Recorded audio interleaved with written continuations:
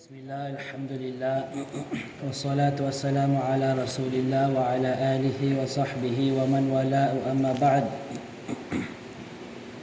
Sa araw na ito, sa ika-23rd gabi ng Dhul-Hijjah sa taong 1447 ba'd al-Hijra, na katumbas ng ika-8 gabi ng June 2026, nagtitipon tayo dito sa Wisdom Islamic School sa Davao City para sa isang muhadara kung saan tayo ay mag-aaral at magbabalik-aral ng kaalaman, magre-review ng ilm. Kaya hinihingi natin sa Allah subhanahu wa ta'ala na biyayaan niya ang pagtitipon na ito. At sa gabing ito, tatalakayin natin ang kabutihan at kainaman ng kaalaman. Gayon din ang mataas na antas nito upang malaman natin ang kahalagahan ng pagkakaroon ng kaalaman. Mayroong isang aklat si Ibn al-Qayyim rahimahullah ta'ala na pinangalanan niya Miftah Dari Saada, at ang translation nito ay ang susi ng tahanan ng kaligayahan o ang kasiyahan. At sa aklat na ito binanggit niya ang wujuh fadlil ilm, ang iba't ibang aspeto ng kabutihan at kahalagahan ng pagsasaliksik ng kaalaman. At binanggit niya dito 153 na mga wujuh, 153 na mga aspeto na nagpapatunay sa kabutihan at mataas na antas ng al-ilm, ng kaalaman. At umaabot ito ng halos 400 pages. Kaya pinapayuhan ko ang mga ikhwa at ang mga akhawat na basahin natin ang aklat na ito dahil napakarami itong aral. Gayon din ang iba pang mga aklat ni Ibn al-Qayyim rahimahullah ta'ala. At mula sa 153 na mga wujuh na binanggit sa aklat na ito, kukunin natin para sa gabing ito mga 10 bi'idhnillah ta'ala. Kaya sinabi ni Ibn al-Qayyim rahimahullah ta'ala, al-wajhu al-hadi wal-arba'un ما في الصحيحين من حديث معاوية رضي الله عنه قال سمعت رسول الله صلى الله عليه وسلم يقول من يرد الله به خيرا يفقهه في الدين. Ang ika-41 aspeto, ang ika-41 na aspeto, at hindi natin kukunin by order, may mga pinili lang ako na 10 mula sa 153 na ito. Ang nabanggit sa Sahihain. Anong ibig sabihin ng Sahihain? Sino nakakalam? Bukhari, Muslim. Dapat mas specific tayo, sasabihin natin Sahih al-Bukhari at Sahih Muslim. Dahil si Imam al-Bukhari meron siyang ibang mga aklat at si Imam Muslim meron siyang ibang mga aklat.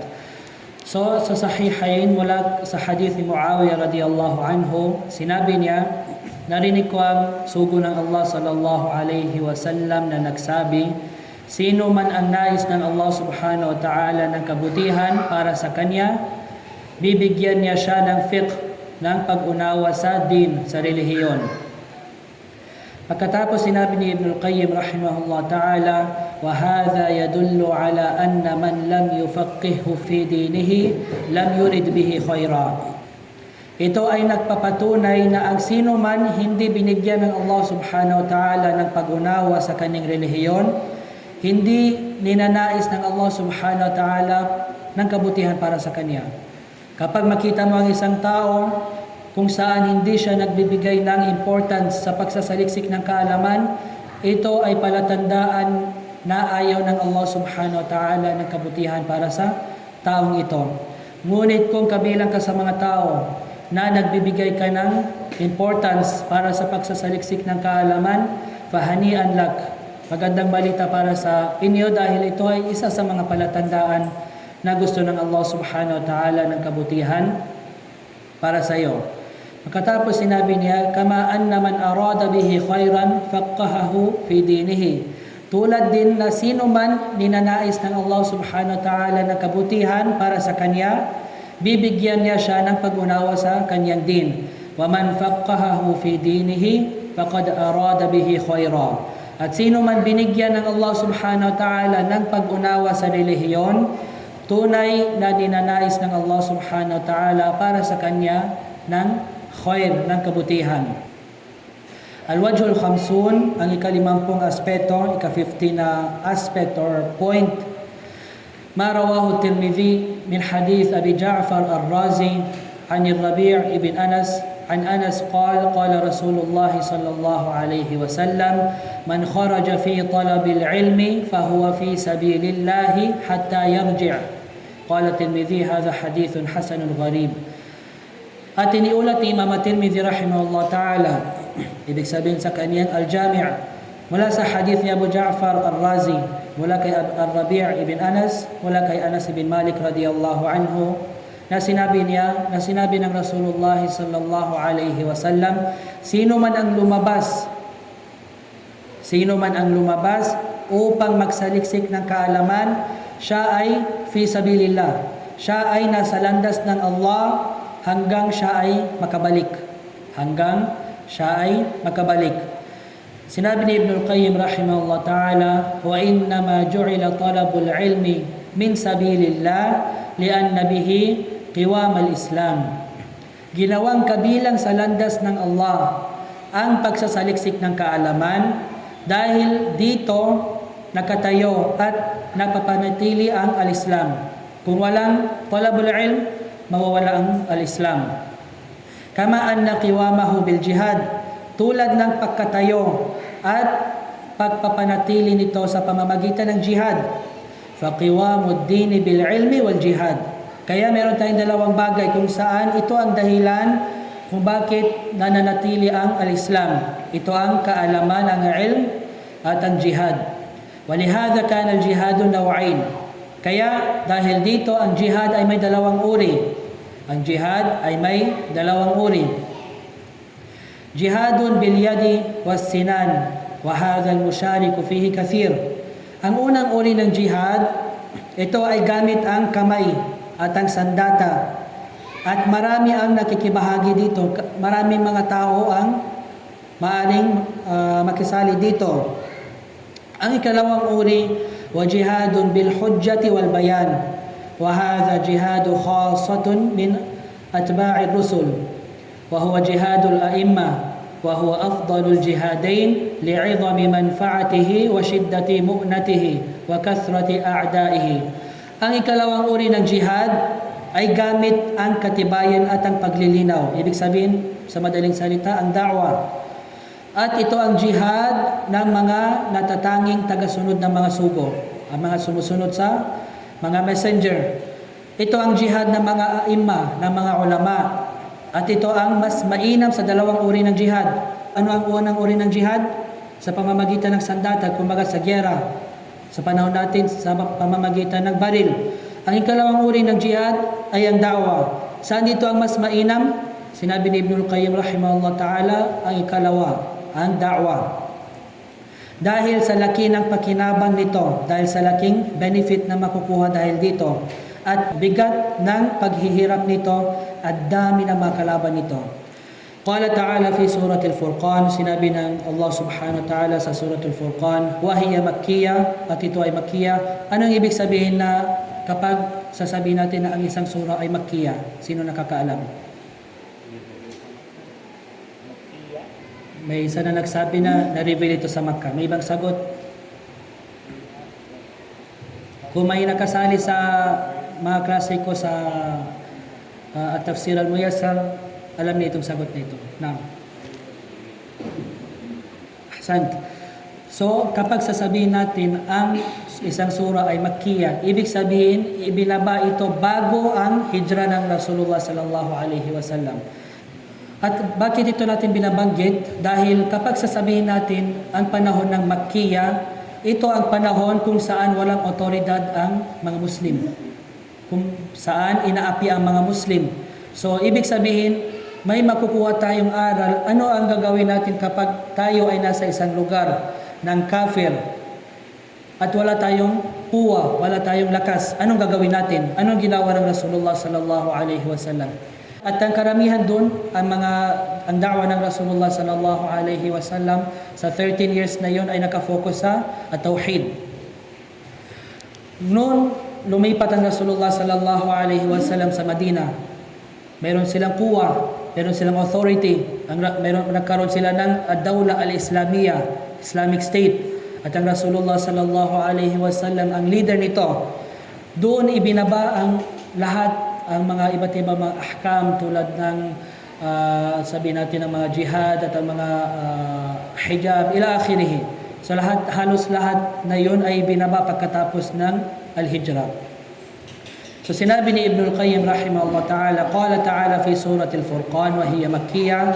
Sinabi ng Allah subhanahu wa ta'ala sa surat al-Furqan at ito ay makkiyah, walau syi'na laba'athna fi kulli qaryatin nadhira fala tuti'il kafirina wajahidhum bihi jihadan kabira. At kung nais namin at kung gusto namin, sinabi ng Allah subhanahu wa ta'ala, magpapadala sana kami sa bawat bayan ng isang tagapagbabala. Kaya huwag mong sundin ang mga kafir, ang mga hindi mananampalataya, at makipag-jihad ka laban sa kanila sa pamamagitan nito ng isang malaking jihad. At ano ang unang digmaan na nangyari sa Islam? Ano ang unang digmaan? Malaking digmaan na giyera na nangyari sa Islam. Ghazwatul Badr, ahsant. So, ang Ghazwatul Badr, kailan ito nangyari? Before Hijrah or after Hijrah? Pagkatapos ng hijrah ng Rasulullah sallallahu alaihi wasallam, dahil ang Quraysh sila galing sa Makkah. Ang Rasulullah sallallahu alaihi wasallam at ang mga Muslimin galing sila sa Al-Madinah at ang bilang nila is 313, ang mga kufar almost 1,000. So dito, kung sasabihin natin ang Suratul Furqan ay Suratul Makkiyah. At inutusan ng Rasulullah sallallahu alaihi wasallam na makipag-jihad laban sa kanila ng malaking jihad. Kung i-analyze natin na tulad na nabanggit natin, ang Ghazwatul Badr ay nangyari pagkatapos ng hijrah, ibig sabihin, ang pinakamalaking jihad na ginawa ng Rasulullah sallallahu alaihi wasallam ay hindi ang jihad ng digmaan, ng gyera. Kaya sabi ko, ito ang rad, ito ay pagtugon laban sa mga may sakit sa kanilang puso, tulad ng mga sektang Khawarij at iba pa, na inaakala nila na ang pinakamalaking uring jihad ay ang jihad gamit ang sandata at ang baril. At nagbibigay sila ng da'wa, ini-invite nila ang ibang mga tao at ang kadalasan sa kanila ang mga kabataan tungo dito. Ngunit kung titingnan natin dito, inutusan ng Allah subhanahu wa ta'ala ang propeta sallallahu alaihi wasallam na magsagawa ng jihad. At alam natin na ang digmaan sa pamamagitan ng sandata ay hindi nangyari maliban na lamang pagkatapos ng hijrah nung nasa Madina na ang propeta sallallahu alaihi wasallam. At dahil ang sura na ito ay Makkiyah, ibinaba bago ang hijrah. Ano ang ibig sabihin ng malaking jihad dito? Ang tinutukoy dito ay ang jihad sa pamamagitan ng da'wah, na siyang ikalawang uri na binanggit ni Ibn al-Qayyim rahimahullah ta'ala. Sinabi ni Ibn al-Qayyim, فَهَذَا جِهَادٌ lahum bil Quran wa huwa akbarul jihadain. Ito ang jihad laban sa kanila sa pamamagitan ng Quran at ito ang pinakamalaking uri ng jihad. At ang mga Khawarij na ito, gusto nila na makipaggera tayo, magsali tayo sa gera sa laban sa mga kufar, pero pagdating sa da'wa, wala silang anumang mga pagsisikap at ito ay khalal at salungat sa sunnah ng propeta sallallahu alaihi wasallam. Pagkatapos sinabi niya, wa huwa jihadul munafiqina aidan. At ito rin ay jihad laban sa mga munafiqin. Sapagkat fa innal munafiqina lam yakunu yuqatiluna almuslimin. Sapagkat ang mga munafiqin ay hindi sila nakipaglaban sa mga Muslim. Hindi sila nakipaglaban sa mga Muslim. Bal kanu ma'ahum fi adh-dhahir wa rubbama kanu yuqatiluna aduwahum ma'ahum. Bagkus kasama sila apparently sa panlabas, kasama sila ng mga Muslim. At minsan nakikipaglaban pa sila kasama ang mga Muslim laban sa kanilang mga kalaban. Wa ma'a hadha faqad qala ta'ala ya ayyuhan nabiyyu jahidil kuffara wal munafiqina waghluz 'alaihim. Gayon pa man sinabi ng Allah subhanahu wa ta'ala, o propeta, makipag-jihad ka laban sa mga kafir at sa mga munafiq at magiging mahigpit ka laban sa kanila. وَمَعْلُومٌ أَنَّ جِهَادَ الْمُنَافِقِينَ بِالْحُجَّةِ وَالْقُرْآنِ. At malinaw Ang mga munafiqin, hindi sila pinatay ng Rasulullah sallallahu alaihi wasallam. Hindi nakipagyera ang Rasulullah sallallahu alaihi wasallam laban sa mga munafiqin. Pero ano ang jihad dito? Sinabi ni Ibnul Qayyim, ito ay sa pamamagitan ng katibayan at Quran. Wal maqsud anna sabilallahi hiya al-jihad wa talabul ilm wa da'watul khalqi bihi ila Allah. Ang layunin dito, ang sabilillah, ang landas ng Allah, ito ay ang jihad, ang pagsasaliksik ng kaalaman at ang jihad, itong dalawa. At ang pag-aanyaya sa mga nilikha tungo sa Allah sa pamamagitan nito. Walihada qala Mu'adh radiyallahu anhu, dahil dito sinabi ni Mu'adh radiyallahu anhu, alaykum bi talabil ilm, nararapat sa inyo ang pagsasaliksik ng kaalaman, fa inna ta'allumahu lillahi khasyah wa mudarasatahu ibadah. Dahil ang pag-aaral nito para sa Allah ay takot sa Kanya, ito ay khasyah. At ang pag-aaral at ang pag-ulit, ang pag-study nito ay isang uri ng pagsamba. Wa mudhakaratahu tasbih wal bahth anhu jihad. At ang pagtalakay nito ay tasbih at ang pagsasaliksik nito ay jihad. Walamma kana kullun min al-jihad bis-sayfi wal hujja yusamma sabilallah. At dahil ang bawat isa sa dalawang uri ng jihad, ang jihad gamit ang espada at ang jihad gamit ang katibayan, ang dalawang ito ay tinawag na sabilillah, sa landas ng Allah. Fassara as-sahabatu radiyallahu anhum, ipinaliwanag ng mga sahaba radiyallahu anhum ang sinabi ng Allah subhanahu wa ta'ala, ati'u Allah wa ati'u Rasul wa ulil amri minkum. Sundin ninyo ang Allah, sundin ninyo ang sugo at ang mga may otoridad sa inyo. Bil umara wal ulama. Na ang tinutukoy dito ay sino? Ang mga pinuno, ang mga rulers at ang mga ulama, ang mga scholar. Fa innahum al mujahiduna fi sabilillah. Haula bi aydihim wa haula bi alsinatihim. Sapagkat sila dalawa ay nakikipagjihad sa landas ng Allah. Sila ang mga pinuno sa pamamagitan ng kanilang mga kamay sa digmaan. At ito naman sa kabila mga ulama sa pamamagitan ng kanilang mga dila, sa pamamagitan ng ad-da'wa. Ang ikatlo, al-wajhu al-hadi wal-khamsun. Ang ika-51 aspeto. Marawahu Tirmidhiyo rahimahullah ta'ala qala haddathana Mahmud bin Ghailan qala haddathana Abu Usama anil A'mash an Abi Salih an Abi Hurairah radhiyallahu anhu qala, iniulat ni At-Tirmidhi rahimahullah ta'ala at binanggit ang isnad papunta kay Abi Hurairah radhiyallahu anhu na sinabi niya, qala Rasulullah sallallahu alayhi wa sallam, man salaka tariqan yaltamisu fihi ilman sahhala Allahu lahu tariqan ila al-jannah. Sino man ang tumahak ng isang daan upang magsaliksik ng kaalaman, padadaliin ng Allah subhanahu wa ta'ala para sa kanya ang daanan patungo sa paraiso. وَقَدْ تَظَاهَرَ الشَّرْعُ وَالْقَدَرُ عَلَىٰ أَنَّ الْجَزَاءَ مِنْ جِنْسِ الْعَمَلِ. At tunay na ipinapakita ng sharia at ng qadar na ang gantimpala ay ayon sa uri ng gawain nito. فَكَمَا سَلَكَ طَرِيقًا يَطْلُبُ فِيهِ حَيَاةَ قَلْبِهِ وَنَجَاتِهِ مِنَ الْهَلَاكِ سَلَكَ اللَّهُ بِهِ طَرِيقًا يُحَصِّلُ لَهُ ذَلِكَ. Kaya tulad ng pagtahak niya sa isang daan upang magsaliksik ng kaalaman, upang hanapin dito ang buhay ng kanyang puso at ang kaligtasan nito mula sa kapahamakan, itatahat din siya ng Allah subhanahu wa ta'ala sa isang daan na magdudulot sa kanya ng bagay na yon, at ito ang paraiso.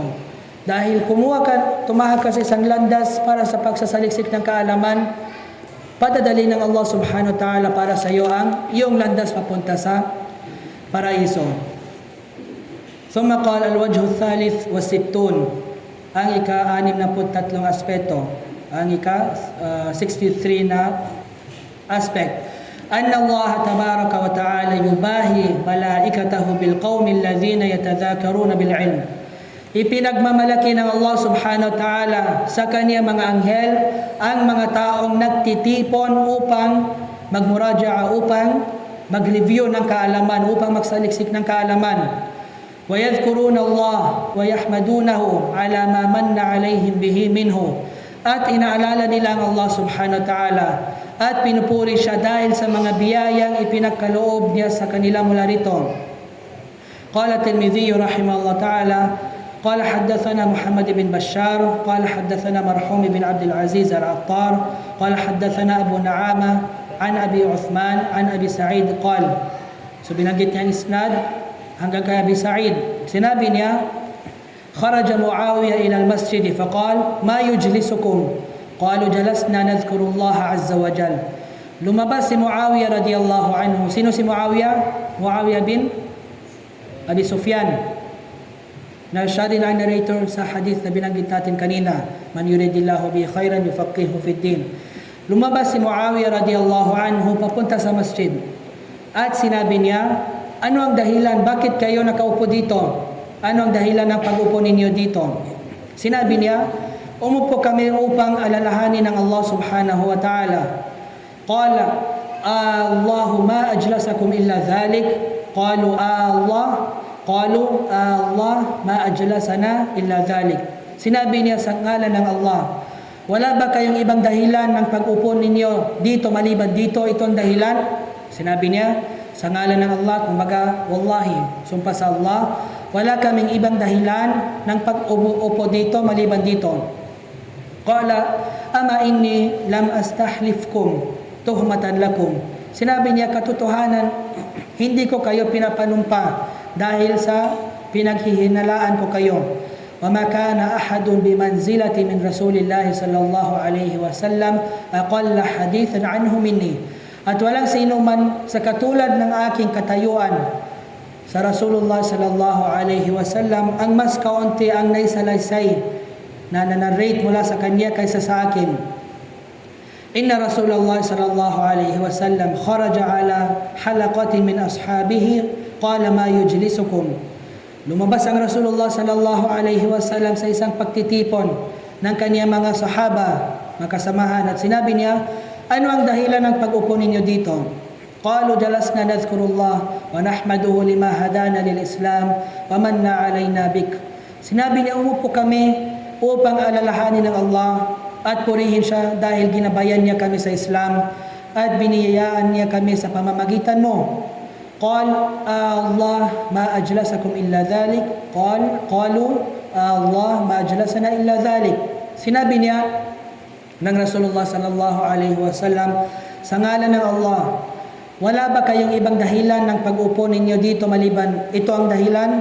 Sinabi nila, sa ngalan ng Allah, wala kaming ibang dahilan ng pag-upo dito maliban dito. Qala ama inni lam astahlifkum tuhmatan lakum.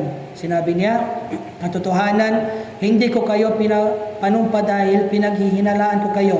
Kung anong sinabi ni Muawiya radiyallahu anhu doon sa mga tao, ganun din ang sinabi ng Rasulullah sallallahu alaihi wasallam sa mga sahaba. At dito natin makikita ang kung gaano sinusunod ng mga sahaba ang Rasulullah sallallahu alaihi wasallam dahil kahit sa mga salita. So sinabi ng Rasulullah sallallahu alaihi wasallam, innahu atani Jibril fa akhbarani anna Allah ta'ala yubahi bikum al-malaika. Dumating sa akin si Jibril at sinabi niya sa akin na ang Allah subhanahu wa ta'ala ay ipinagmamalaki kayo sa mga anghel.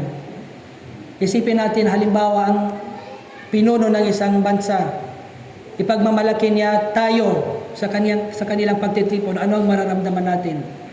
Pero dito, ang hari ng mga hari, ang Allah subhanahu wa ta'ala, ipinagmamalaki niya ang mga tao na nagtitipon para sa pagsasaliksik ng kaalaman at hinihiling natin sa Allah subhanahu wa ta'ala na mabilang tayo mula dito.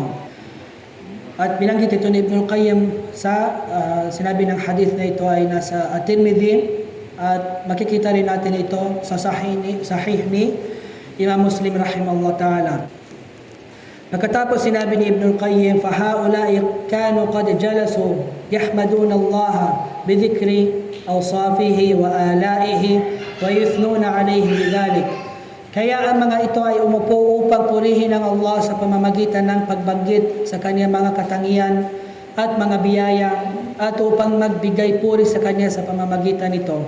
وَيَذْكُرُونَ حُسْنَ الْإِسْلَامِ وَيَعْتَرِفُونَ لِلَّهِ بِالْفَضْلِ الْعَظِيمِ إِذْ هَدَاهُمْ له ومن عليهم برسوله.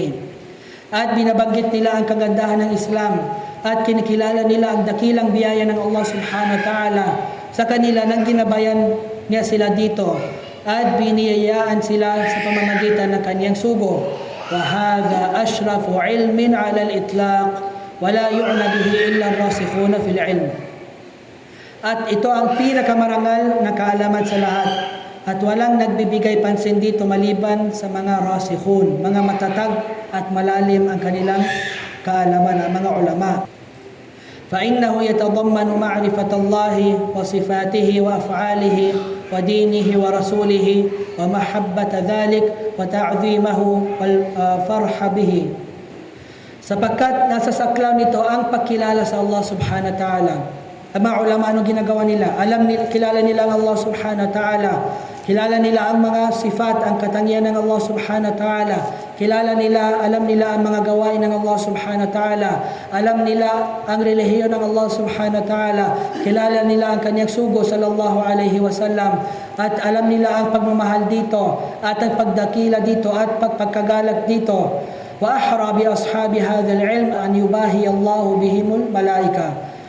At tunay na mas karapat-dapat ang mga nagtataglay ng ganitong kaalaman na ipagmalaki sila ng Allah subhanahu wa ta'ala sa mga anghel.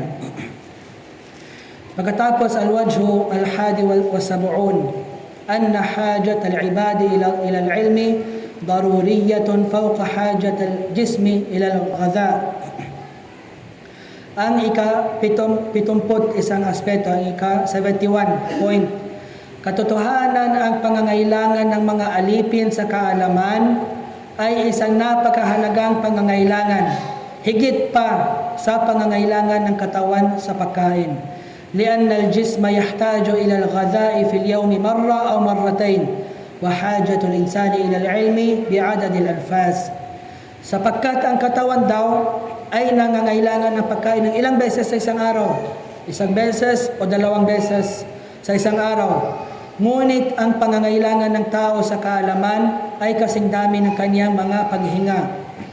Lianna kulla nafsin min anfasihi fahuwa muhtajun fihi ila an yakuna musahiban lil imani aw hukmihi.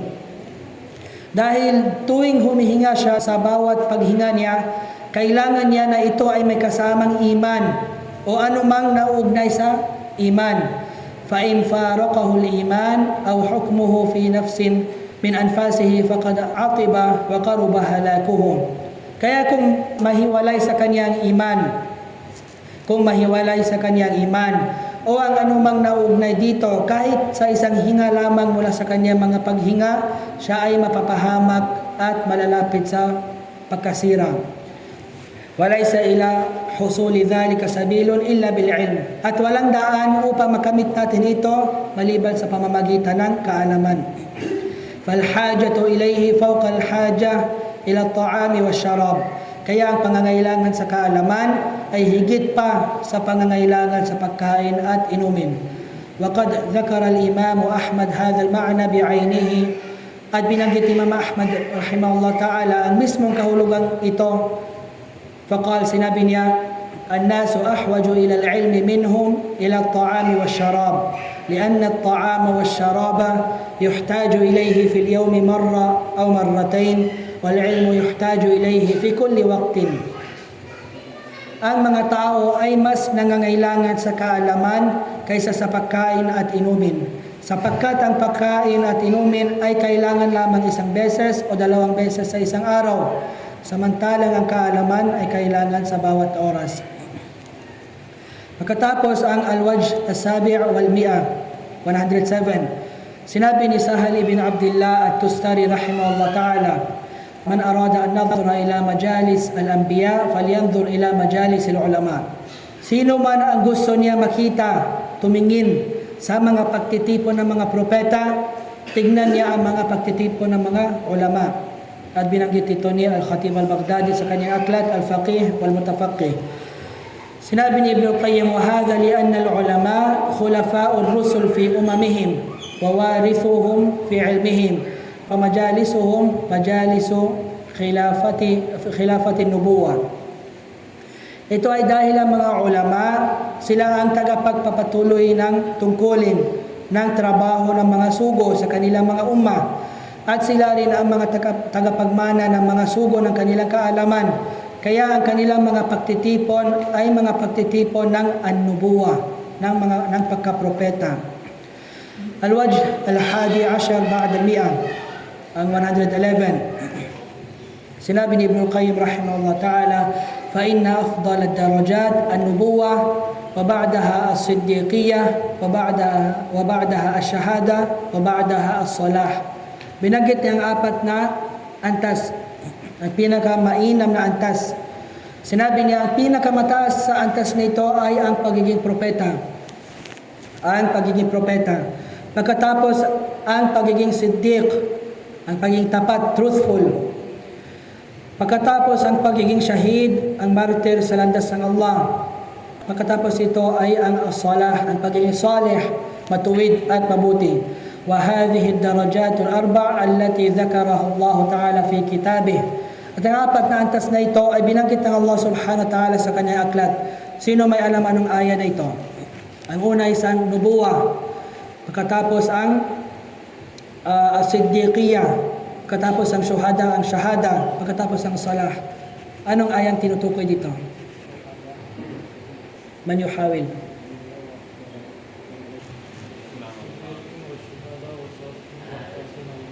Ahsan.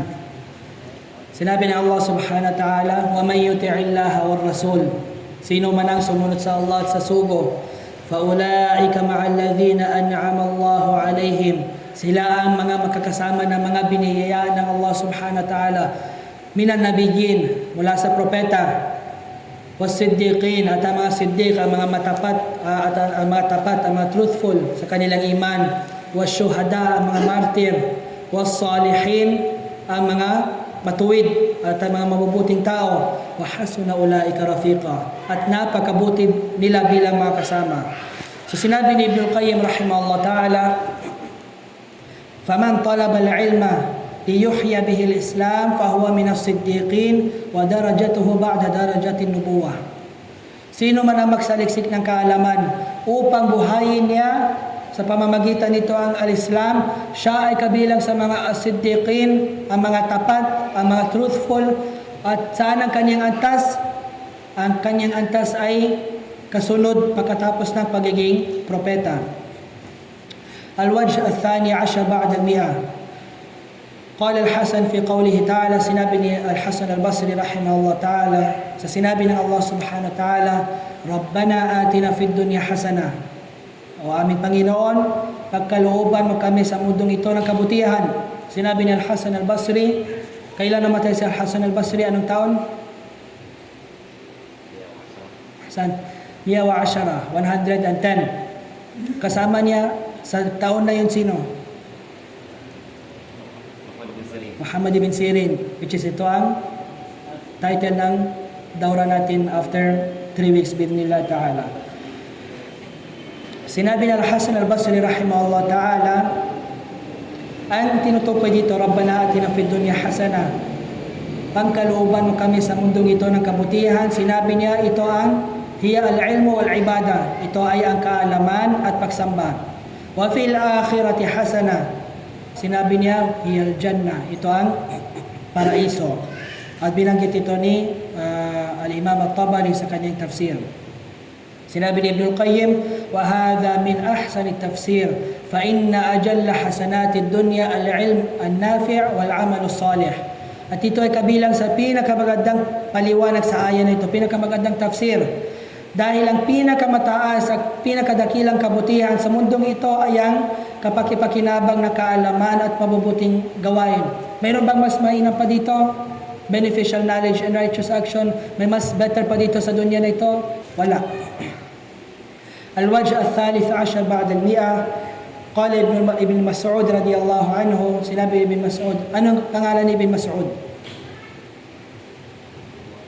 Abdullah, ahsan. Si Abdullah Ibn Mas'ud radiyallahu anhu, sinabi niya, alaykum bil-ilm qabla an yurfa' wa raf'uhu halakul ulama. Sumikap kayo na kumuha ng kaalaman bago ito mawala. Bago mawala ang kaalaman. At paano mawawala ang kaalaman? Ang pagkawala nito ay sa pamamagitan ng pagkamatay ng mga ulama. فَوَالَّذِي نَفْسِي بِيَدِهِ لَيُوَدَّنَّ رِجَالٌ قُتِلُوا فِي سَبِيلِ اللَّهِ شُهَدَاءَ أَنْ يُبْعَثَهُمُ اللَّهُ عُلَمَاءَ لِمَا يَرَوْنَ مِنْ كَرَامَتِهِمْ. Kaya sumpaman sa kanya na nasa kamay niya ang aking kaluluwa. Mayroong mga tao na pinatay sa landas ng Allah sa jihad fi sabilillah bilang mga syuhada, mga shahid, martyr, na nanaisin nila, gustuin nila na buhayin sila muli ng Allah subhanahu wa ta'ala, ngunit bilang mga ulama dahil sa nakita nilang mga karangalan na ibinigay sa kanila.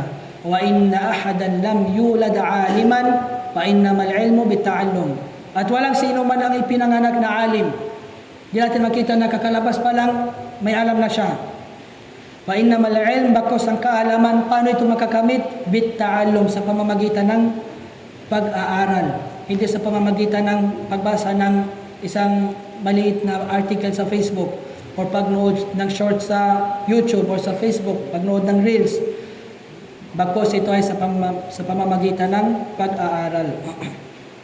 At ang huli, al-wajh al-thalith wa thalathun, ang ika-33 na point, anna Allah subhanahu wa ta'ala ja'ala sayd al-kalbi al-jahil maytatan yahrumu akluha wa abaha sayd al-kalbi al-mu'allam.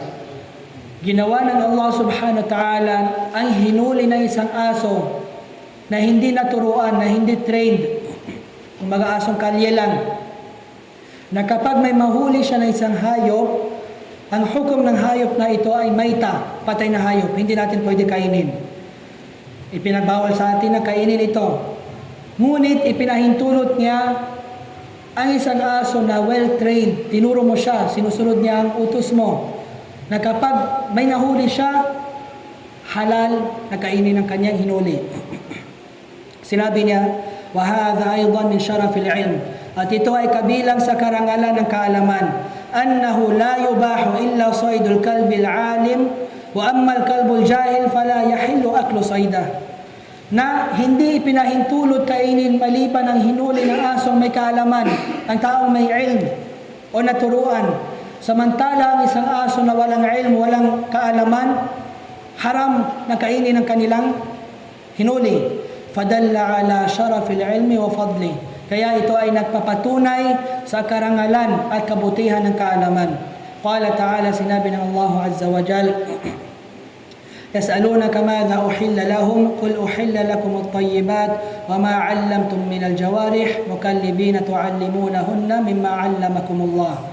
Tinatanong kanila, O Muhammad, kung ano ang ipinahintulot para sa kanila. Dahil ang ayaw bago nito, binanggit ng Allah subhanahu wa ta'ala ang iilang mga uri ng hayop na haram kainin. So syempre, naturally, tatanungin ng mga sahaba, ano ang mga halal, ano ang ipinahintulot para sa kanila. Sabihin mo, ipinahintulot para sa inyo ang mga mabubuting bagay, ang mga tayyibat, at ang inyong tinuruan mula sa mga hayop na nangangaso, na inyong sinanay bilang mga tagahulim, mag-hunt, at tinuturuan ninyo sila mula sa itinuro sa inyo ng Allah. فَكُلُوا مِمَّا أَمْسَكْنَا عَلَيْكُمْ وَاذْكُرُوا اسْمَ اللَّهِ عَلَيْهِ وَاتَّقُوا اللَّهَ إِنَّ اللَّهَ سَرِيعُ الْحِسَابِ. Kaya kainin ninyo ang anumang hinuli nila para sa inyo. Pero may condition na banggitin ninyo ang pangalan ng Allah dito. At matakot kayo sa Allah, katotohanan, ang Allah ay mabilis sa pagtutuos. وَلَوْلَا مَزِيَّةُ الْعِلْمِ وَالتَّعْلِيمِ وَشَرَفُهُمَا كَانَ صَيْدُ الْكَلْبِ الْمُعَلَّمِ وَالْجَاهِلِ سَوَاءً. At kung hindi dahil lang sa kabutihan ng kaalaman at ang pagtuturo nito, ang karangalan ng dalawang ito, magiging magkapareho lamang sana ang hinuli ng asong naturuan ng isang trained na aso at ang isang aso na walang alam na hindi trained. At marami pang ibang mga aspeto na binanggit ni Ibnul Qayyim rahimahullah ta'ala tungkol sa fadail, kabutihan ng kaalaman at taas ng antas na ito. Ngunit itong 10 lang ang kukunin natin para sa gabing ito.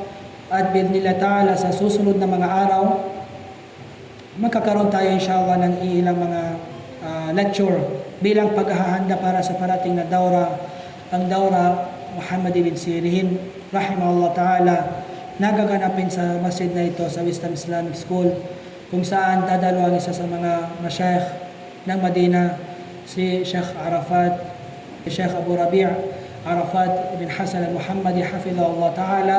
So hanggang dito na lang. Hadha wallahu a'lam wa sallallahu ala nabiyyina Muhammadin wa ala alihi wa sahbihi wa sallam.